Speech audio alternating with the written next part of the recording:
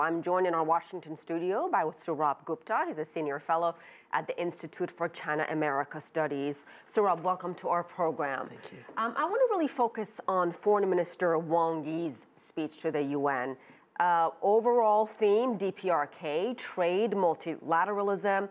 What is your particular reaction? What stands out to you when you listen to that speech?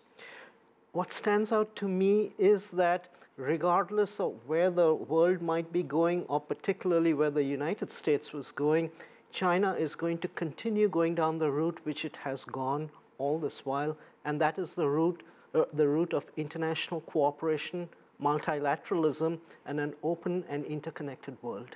On trade, he said China will not be blackmailed, as Liling Tan mentioned, didn't mention President Trump by name, but that is a direct message, if you will, to the Trump administration. Oh, there's no question it was a direct message, because President Trump spoke in very direct terms. He didn't name China, but he talked at length on trade, and he talked in terms of the same complaints that he's made about China on trade in his UN speech. So it needed a rebuttal.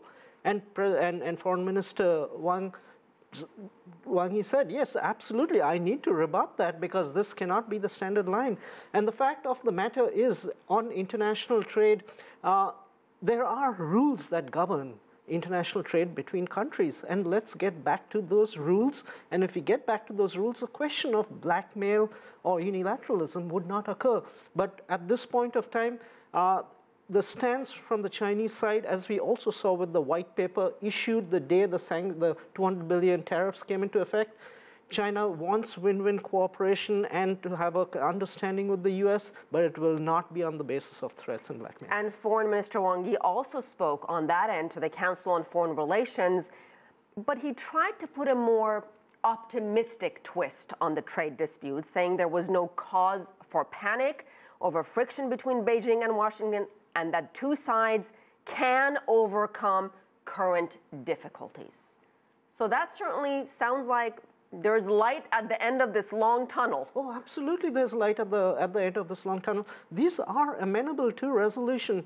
You know, China had been accused of running large current account surpluses in the 2000s. Those surpluses have disappeared. China was accused of having an undervalued currency. China's currency trades today at fair market value. Today there are complaints against coercive technology transfers, et cetera, et cetera.